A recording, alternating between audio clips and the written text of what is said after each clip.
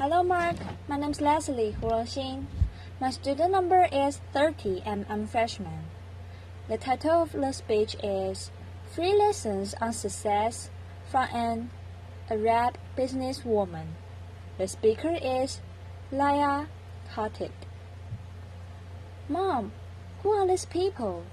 It was an innocent question from my young daughter Leila around the time when she was free. We were working along with my husband in one of Abu Dhabi's big fancy malls. Leila was peering at a huge poster standing tall in the middle of the mall. It featured the free rulers of the United Arab Emirates. As she tugged in my side, I bent down and explained that these were the rulers of the UAE who had worked hard to develop their nation and preserve its unity.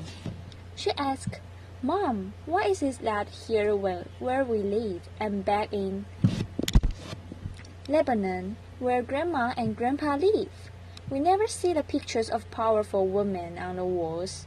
Is it because women are not important? This is probably the hardest question I had to answer in my years as a parent and in my 6+ years of professional life. For that matter, I had grown up in my hometown in Lebanon, the younger of 2 daughters to a very hard-working pilot and director of operations for the Lebanese Airlines and a super supportive stay-at-home mom and grandma. My father had encouraged my sister and I to pursue our education even though our culture emphasized at the time that it was sons and not daughters who should be professionally motivated. I was one of very few girls of my generation who left home at 18 and to study abroad. My father didn't have a son, and so I, in a sense, became his. Fast forward a couple of decades, and I hope I didn't do too badly in making my father proud of his will-be son. As I got my bachelor's and PhD in electrical and engineering, did R&D in the UK, then consulting in the Middle East. I have always been in male-dominated environments. Truth be told, I have never found a role model I could truly identify with. My mother's generation wasn't into professional leadership. There were some encouraging men along the way, but none knew the demands and pressures I was facing. Pressures that got particularly acute when I had my own 2 beautiful children. And although Western women love to give us poor, oppressed Arab women advice, they live different lives with different constraints. So, Arab women of my generation have had to become our own role models. We have had to juggle more than Arab men, and we have had to face more cultural rigidity than Western women. As a result, I would like to think that we poor, oppressed women actually have some useful, certainly hard-earned lessons to share. Lessons that might turn out useful for anyone wishing to thrive in the modern world. Here are 3 of mine. Convert their into your fuel, laughter, applause. There is this word that everybody is touting as the key to success: resilience. Well, that exactly is resilience, and how do you develop it? I believe resilience is simply the ability to transform shit into fuel. In my previous job, well before my current firm, I was working with a man we will call John. I had teamed up with John and was working hard, hoping he would notice how great I was and that he would come to support my case to make partner at the firm. I was, in addition to delivering on my consulting projects, writing passionately on the topic of women economic empowerment. One day, I got to present my research to a roomful of MBA students. John was part of the audience, listening for the first time to the details of my study. As I proceeded with my presentation, I could see John in the corner of my eye. He had turned a dark shade of pink and had settled under his chair in apparent shame.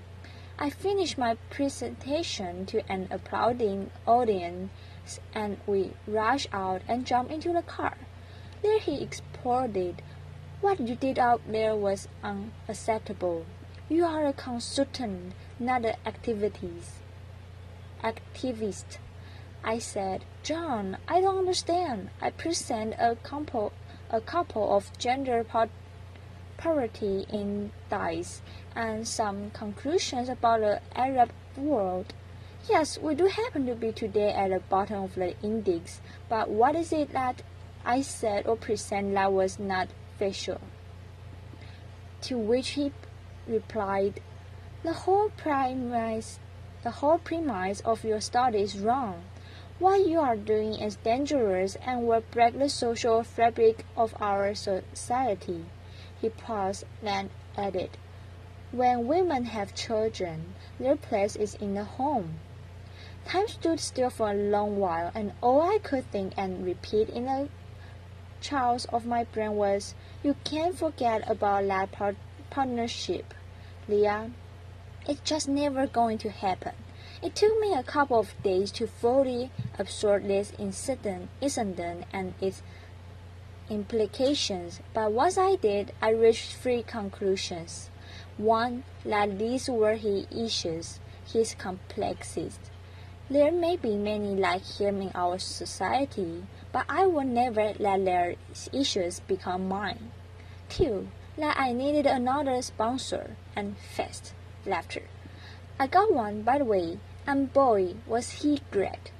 And three, that I would get to show John that women with children can do. I applied this lesson equally well to my personal life. As I have progressed in my career, I have received many words of encouragement, but I have also often been met by women, men, and couples who have clearly had an issue with my husband and I, having chosen the path of a dual career couple. So you get this well-meaning couple who tells you straight out at a family gathering or at a friend's gathering, Dad, come on, you must know you're not a great mom, given how much you're investing in your career, right? I would lie if I said this word didn't hurt. My children are the most precious thing to me, and the thought that I could be failing them in any way is intolerable. But just like I did with John, I quickly reminded myself that these were their issues, their complexities. So instead of replying, I gave back one of my largest smiles as I saw, in flashing light, the following sign in my mind's eye. Be happy. It drives people crazy. Applause. You see, as a young woman in these situations, you have two options. You can either decide to internalize these negative messages that are being thrown at you, to let them make you feel like a failure, like success is way too hard to ever achieve. Or you can choose to see that others' negativity as their own issue, and instead transfer it into your own personal flaw. I have learned to always go for option 2, and I have found that it has taken me from strength to strength. And it's true what they say, success is the best revenge. Some women in the Middle East are lucky enough to be married to someone supportive of their career. Correction, I should say smart enough, because who you marry is your own choice, and you'd better marry someone supportive if you plan to have a long career. Still today, the Arab man is not an equal contributor in the home. It's simply not expected by our society, and even frowned upon as not very manly.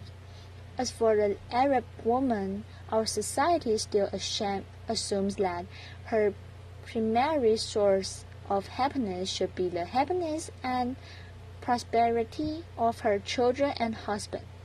She mostly exists for her family. Things are changing, but it will take time. For now, it means that the professional Arab woman has to somehow maintain the perfect home. Make sure that her children's every need is being taken care of and manage her demanding career. To achieve this, I have found the hard way that you need to apply your hard-earned professional skills to your personal life. You need to work your life. Here's how I do this in my personal life. One thing to know about the Middle East is that nearly every family has access to affordable domestic help. The challenging therefore becomes how to recruit effectively. Just like I would in my business life, I have based the selection of who would support me with my children while I'm at work on a strong referral. Christina had worked for 4 years with my sister, and the quality of her work was well established. She is now an integral member of our family, having been with us since Leila was 6 months old. She makes sure that the house is running smoothly while I am at work, and I make sure to empower her in the most optimal conditions for her and my children, just like I would my best talent at work. This lesson applies whatever your child care situation, whether an au pair, nursery, part-time nanny that you share with someone else. Choose very carefully and empower. If you look at my calendar, you will see every working day 1.5 hours from 7 p.m. to 8:30 p.m. UAE time, blocked and called family time. This is sacred time. I have done this ever since Leila was a baby. I do everything in my power to protect this time so that I can be home by then to spend quality time with my children, asking them about their day, checking up on homework, reading their bedtime story, and giving them lots of kisses and kudos. If I'm traveling in whatever the time zone, I use Skype to connect with my children even if I am miles away. Our son Burhan is 5 years old, and he's learning to read and do basic math. Here's another confession. I have found that our daughter is actually more successful at teaching him these skills than I am. Laughter. It started as a game, but Leila loves playing teacher to her little brother, and I have found that these sessions actually improve Burhan's literacy, increase Alice's sense of responsibility, and strengthen the bonding between them. A win-win all around. The successful Arab women I know have each found their unique approach to working their life as they continue to shoulder the lion's share of responsibility in the home. But this is not just about surviving in your dual role as a career woman and mother. This is also about being in the present. When I am with my children, I try to leave work out of our lives instead of worrying about how many minutes I can spend with them every day. I focus on turning these minutes into memorable moments where I'm seeing my kids, hearing them, connecting with them. Join forces, don't compete. Arab women of my generation have not been very visible in the public eye as they grew up. This explains, I think, to some extent, why you find so few women in politics in the Arab world. The upside of this, however, is that we have spent a lot of time developing a social skill behind the scenes, in coffee shops, in living rooms, on the phone, a social skill that is very important to success. Networking. I would say the average Arab woman has a large network of friends and acquaintances. The majority of those are also women. In the West, it seems that ambitious women often compare themselves to other women, hoping to be noticed as the most successful woman in the room. This leads to the much spoken about competitive behavior between professional women. If there's only room for one woman at the top, then you can't make room for others, much less lift them up. Arab women, generally speaking, have not fallen for this psychological trap. Faced with a patriarchal society, they have found that by helping each other out, all benefit. In my previous job, I was the most senior woman in the Middle East, so one could think that investing in my network of female colleagues couldn't bring many benefits and that I should instead invest my time developing my relationships with male seniors and peers. Yet two of my biggest breaks came through the support of other women. It was the head of marketing who initially suggested I be considered as a young global leader to the World Economic Forum. She was familiar with my media engagement and my publications, and when she was asked to voice her opinion, she highlighted my name. It was a young consultant, a Saudi lady and friend, who helped me sell my first project in Saudi Arabia, a market that was finding hard to gain traction in as a woman. She introduced me to a salon, and that introduction led to the first of very many projects for me in Saudi. Today, I have two senior women on my team, and I see making them successful as key to my own success.